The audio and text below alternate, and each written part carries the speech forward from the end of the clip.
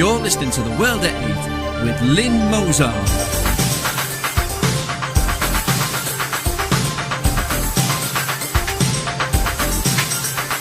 The World at 8, the number one in nationalist news. Highlights of the news today, Monday 14th of July 2014. Farnworth Syria activist arrested in sex assault and a child porn probe. Welby, let's not get hysterical about Islamic radicalisation. Britain to spend an extra £1.6 billion monitoring global terror groups. Germany, Palestine protesters try to storm Berlin's Fan Mile. German police megaphone used in anti-Israel rant. Egyptians hoping Israel will destroy Hamas. There's experience and then there's experience as USA sends draft notices to men born in the 1800s. Thought for the day, evil survives death. And finally, 2 for 1 day Monday.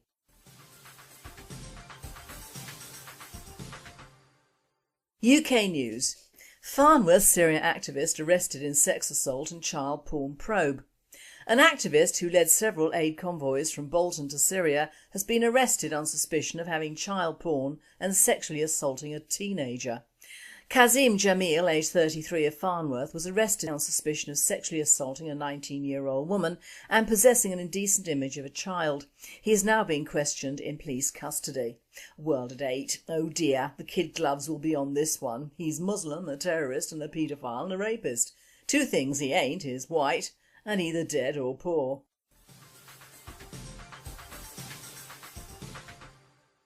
Welby, let's not get hysterical about Islamic radicalisation.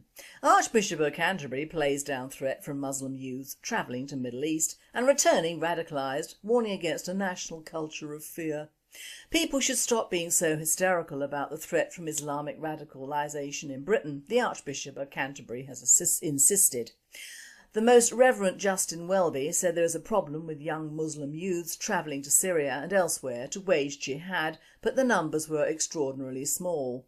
He warned against allowing a national culture of fear to spring up because of the actions of a tiny minority of Muslims. World at 8. Oh lordy lordy, am I hearing aright here? Has this idiot converted? How can we expect a strong Christian church presence when even the Pope is in denial? Bring back the fighting popes and the crusaders. Give us something to admire, not this modern bunch of sissies.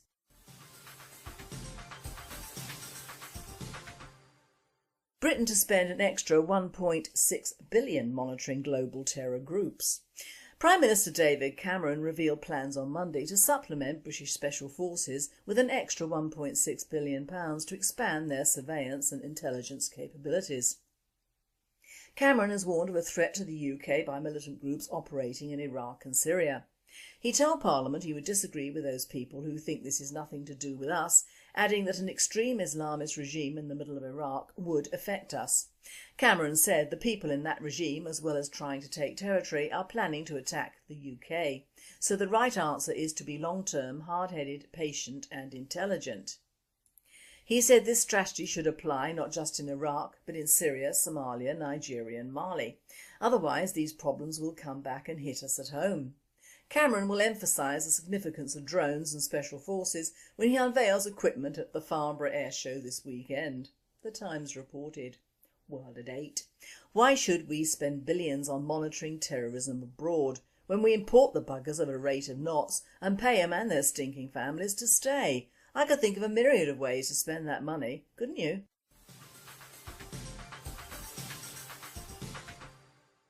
European news.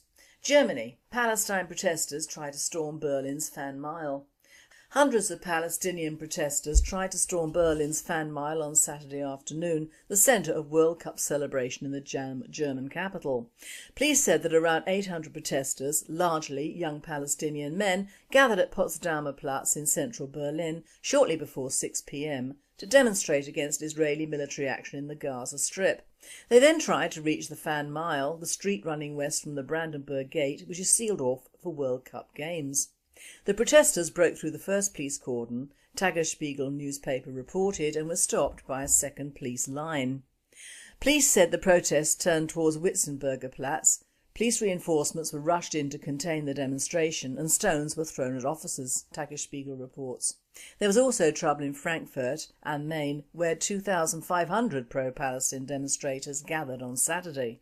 World at 8, same problem as the rest of Europe. What will happen when these warring tribes outnumber us Europeans? Will it be too late for firm action?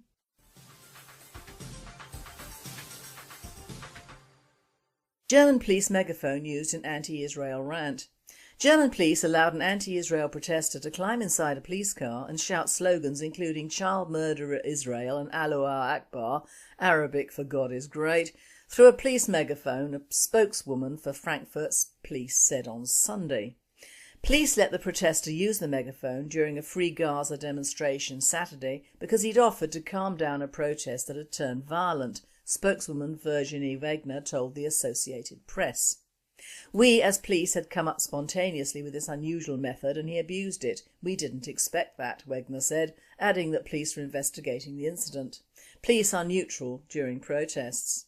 Instead of calming things down, the protester, whose identity was not revealed, shouted anti-Israel slogans in German and Arabic in downtown Frankfurt. A video that went viral shows a crowd following the police car, cheering and repeating the chants. World at 8. Now, if the neo-Nazis had done the same, chanting anti-Muslim rants or even anti-Israeli ones, the media would have blown it out of all proportion. Muslims hate the Jews more than the Christian Germans, and it shows.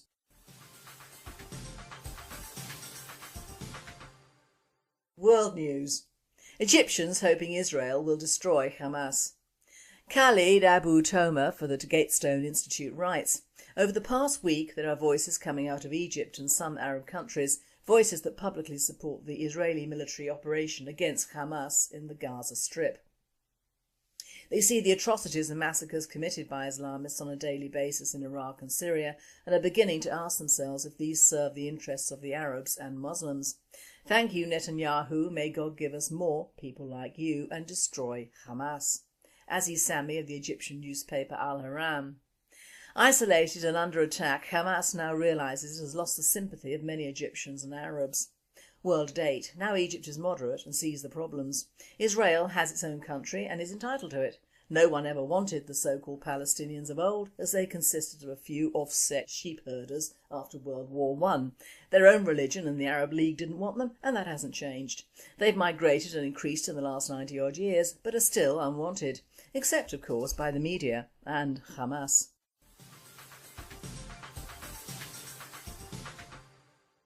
There is experience and then there is experience as USA sends draft notices to men born in the 1800s. The agency that manages the dormant US military draft has apologised after sending conscription registration notices to men born in the late 1800s. The Selective Service System, SSS, said the error occurred after a clerk neglected to select the century in a search for newly eligible young men. It sent 14,250 notices to Pennsylvania men born 1893 to 97, in addition to 1993-97, before discovering the error. The men are almost all certainly dead, as the youngest would be 117. Male US citizens must register for drafts shortly after their 18th birthdays, and all male immigrants between the ages of 18 and 25 must register. World at 8. All male migrants, lovely, should have that over here to bolster our armed forces. What a laugh, have they employed a migrant to commit this faux pas?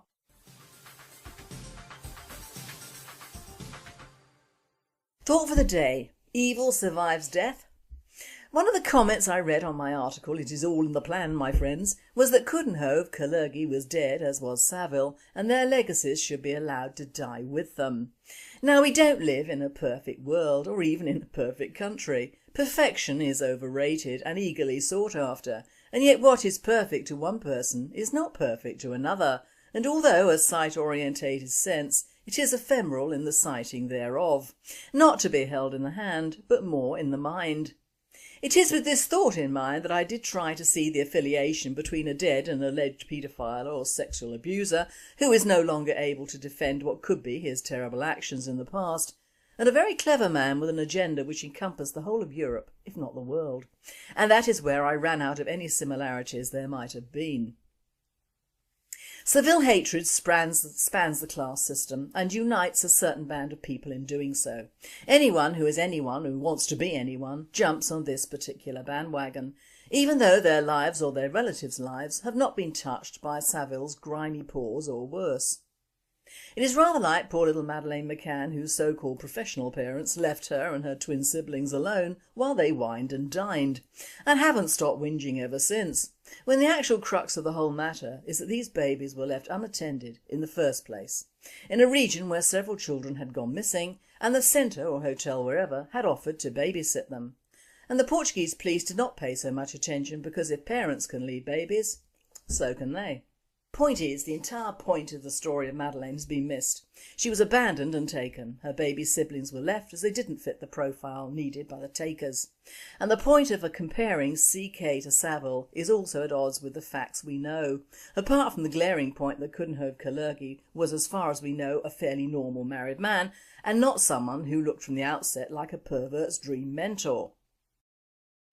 We also have to operate on the unpleasant truth that most, if not all, the major wars in the last 100 years have been orchestrated for the world stage and money.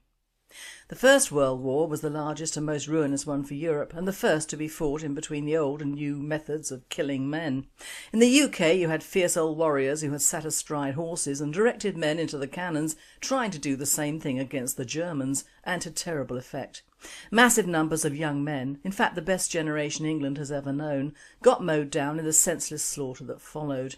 And like the Second World War, it was the aftermath and dividing up of the spoils that gave rise to the Third Reich and the Plan. I watched Pearl Harbor the other night, and although I'd seen it before, I noticed that before the strike against Hawaii and the US Pacific Naval Fleet, the US had imposed oil sanctions against Japan, and the Japanese only had 18 months worth of supplies left. Now even then Japan was a highly industrialised society and needed oil, so once again Pearl Harbor, although terrible, was expected, just the timing was not. As Hitler had signed an agreement with the Japanese as allies, this brought the US into the European war, and believe me my friends, without the Yanks we would all be sitting here speaking German, so whether you thank them or hate them is entirely down to you. Now Coudenhove was half Japanese from his mother, who came from a wealthy, oil-rich family in Tokyo, and he believed that the Pacific should be controlled entirely by the Japanese and Chinese, whereas his plans for a pan-Europe were very different. That is, totally replacing white peoples with ethnic diversity. No such plan for his fellow Orientals though. The idea of pan-Europe elicited support from politicians as diverse as their orientation as Carlo Sforza and Hjalmar Schacht. Although Coudenhove-Kalergi found himself unable to sway Benito Mussolini, his ideas influenced Aristide Briand, and his inspired speech in favour of a European Union in the League of Nations on the 8th of September 1929, as well as his famous 1930 memorandum on the organisation of a regime of European Federal Union. Meanwhile, his pan-Europeanism earned vivid loathing from Adolf Hitler, who excoriated its pacifism and mechanical economism and belittled its founder as everybody's bastard. After the annexation of Austria by the Third Reich in 1938, Coudenhove-Kalergi fled to Czechoslovakia and thence to France. As France fell to Germany in 1940, he escaped to the United States by way of Switzerland and Portugal. During the war he continued his call for the unification of Europe along the Paris-London axis. His wartime politics and peripeties served as the real-life basis for fictional resistance hero Victor Laszlo, the Paul Heinrich character in Casablanca. He published his work Crusade for Pan-Europe in 1944. Now the point being, the plan is alive, well and thriving in this country and throughout Europe, whereas the oddity that was Saville, like other sick characters, has already almost been forgotten, but is often raked up to hit yet another white institution in the guts, and or to supplement the news on Gaza. Yawn. To illustrate, I was sitting down outside our little local co-op on Saturday taking a bit of a rest, and just turned to a woman sitting next to me. To cut a long story short, she was very nice, white and Romanian, not a Roma. I asked her how long she'd been over here, and yup, 5 days was the answer. She and her husband, also Romanian, had come over to a cleaning agency in the neighbouring small town and were working in that town and living in Borden. 5 days, and that is what our employers are doing, bringing them in with the promise and actuality of doing jobs that white people were forced to do as little as 10 years ago. Her husband turned up speaking no English at all, and off they went, having contributed to the co-op economy. Now, they may be white and nice, but even Eastern Europeans bring their culture with them, and lack of English and worse, childbearing propensities. Then we have all the relatives who can also clean and sweep, and these people might or might not bring their children up in the English method of the past, but I doubt it. Don't be fooled by colour. All immigrants, regardless of colour, bring their own way of life, eating, education and health with them, and all of them without exception will take advantage of our National Health Service and our education facilities, to name but a few. This woman had been over here just 5 days and was working and had a home and a husband also working. Whether or not they had kids I don't know, but if not they soon will, as they get money for them. So the plan is not only to bring in foreigners with a completely different religion and culture, but a facsimile of our own peoples, again with their own history, and it ain't English history or culture and never has been. Our schools have been assimilated. Our NHS is groaning under the strain of being assimilated. Our further education facilities are assimilated. Our towns and cities are being assimilated. Our religion is already under threat and being assimilated. Our youth have been assimilated and propagandised, as has our media and entertainment, all assimilated within the plan. The plan works because we've allowed it to work. We've voted it in and we continue to vote it in. I watch people's reactions to the latest black Africans who plod around locally, and the usual reaction is they ignore them. They don't even look at them, as if once they do look, reality will assume its rightful place and resentment will rear its pretty head. We are frightened of being noticed actually noticing the difference that a month can make on even a small enclave like this, ethnicity-wise. This is a case where ignorance is not bliss. It is just that. Ignorance.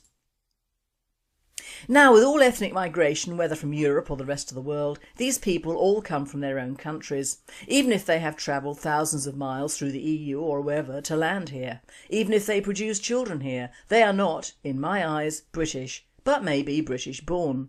They all come from countries with cultures very different to ours, and especially our culture of looking after animals, which has been sadly lacking in the last 40 odd years due to influxes of different ethnicities as well as our own white retards.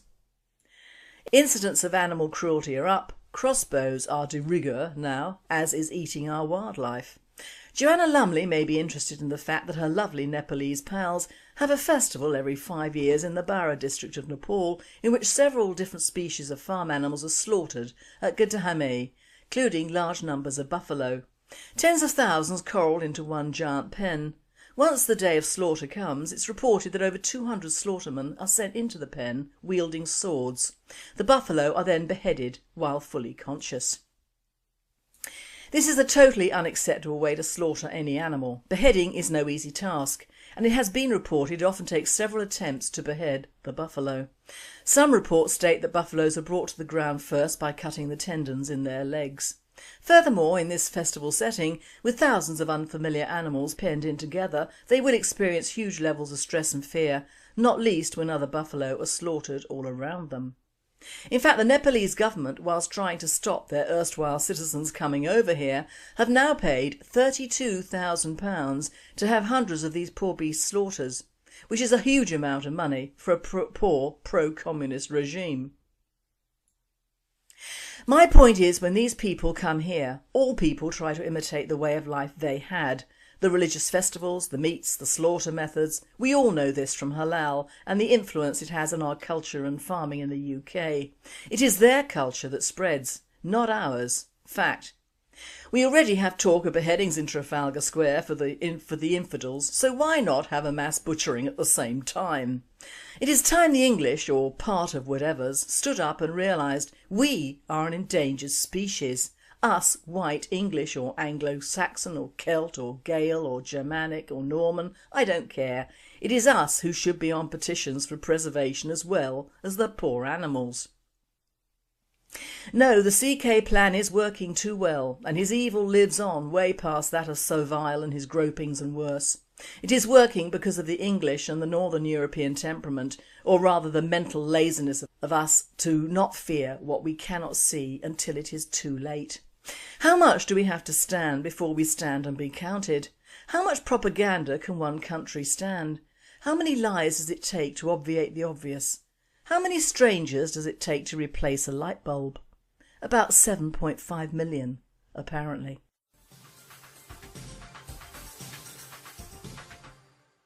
And finally, 2 for 1 Day Monday, especially for homosexuals and the mentally challenged. The gay flight attendant. My flight was being served by an obviously homosexual flight attendant, who seemed to put everyone in a good mood as he served us food and drinks. As the plane prepared to descend, he came swishing down the aisle and told us that Captain Marvey has asked me to announce that he'll be landing the big scary plane shortly.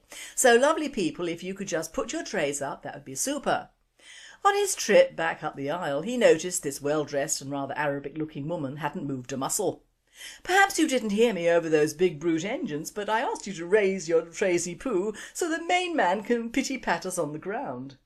She calmly turned her head and said, "In my country I'm called a princess and I take orders from no one." To which I swear the flight attendant replied without missing a beat, "Well, sweet cheeks, in my country I'm called a queen, so I outrank you. Tray up, bitch." And specially for Mental Health Day, Ralph and Edna were both patients in a mental hospital. One day while they were walking past the hospital swimming pool, Ralph suddenly jumped in the deep end. He sank to the bottom of the pool and stayed there. Edna promptly jumped in to save him. She swam to the bottom and pulled him out. When the head nurse director became aware of Edna's heroic act, she immediately ordered her to be discharged from the hospital, as she now considered her to be mentally stable. When she went to tell Edna the news, she said, "Edna, I've got good news and bad news. The good news is you're being discharged, since you were able to rationally respond to a crisis by jumping in and saving the life of the person you love. I have concluded that your act displays sound-mindedness. The bad news is Ralph hung himself in the bathroom with his bathrobe belt right after you saved him. I'm so sorry, but he's dead." Edna replied, "He didn't hang himself, I put him there to dry. How soon can I go home?" Happy Mental Health Day. You've been listening to The World at 8. I am Lynn Mozar and I wish you all a very good night. We expect a strong Christian church presence when even the Pope is in denial. Bring back the fighting popes and the crusaders. Give us something to admire, not this modern bunch of sissies.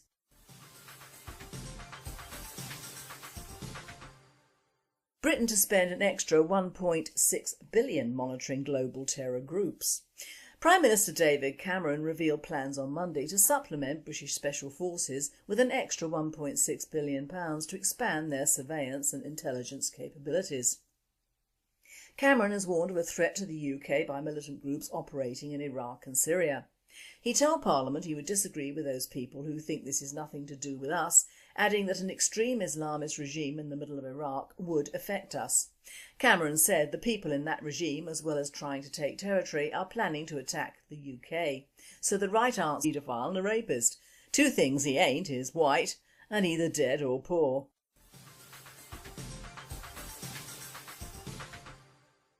Welby, let's not get hysterical about Islamic radicalisation. Archbishop of Canterbury plays down threat from Muslim youths travelling to Middle East and returning radicalised, warning against a national culture of fear.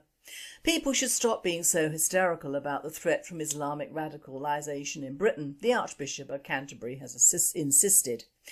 The Most Reverend Justin Welby said there is a problem with young Muslim youths travelling to Syria and elsewhere to wage jihad, but the numbers were extraordinarily small. He warned against allowing a national culture of fear to spring up because of the actions of a tiny minority of Muslims. World at 8. Oh lordy lordy, am I hearing aright here? Has this idiot converted? How come Christians hoping Israel will destroy Hamas? There's experience and then there's experience as USA sends draft notices to men born in the 1800s. Thought for the day, evil survives death. And finally, 2 for 1 Day Monday.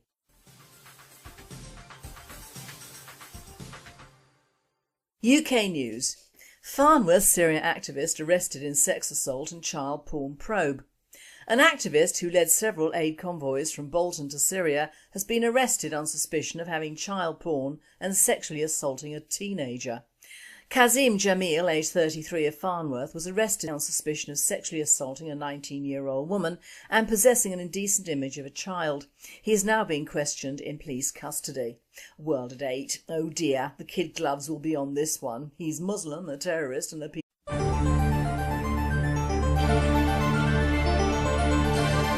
You're listening to The World at 8 with Lynn Mozart.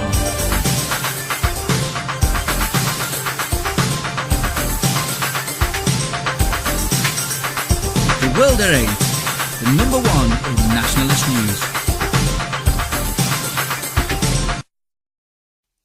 Highlights of the news today, Monday 14th of July 2014. Farnworth Syria activist arrested in sex assault and a child porn probe. Welby, let's not get hysterical about Islamic radicalisation.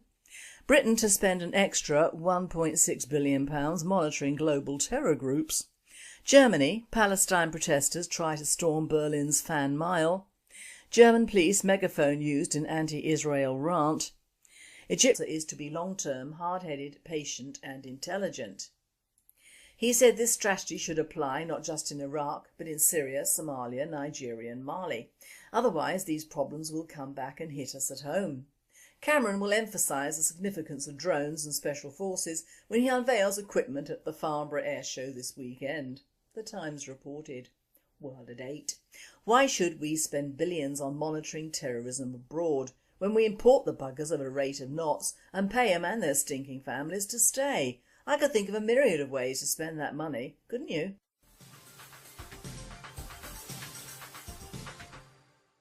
European news.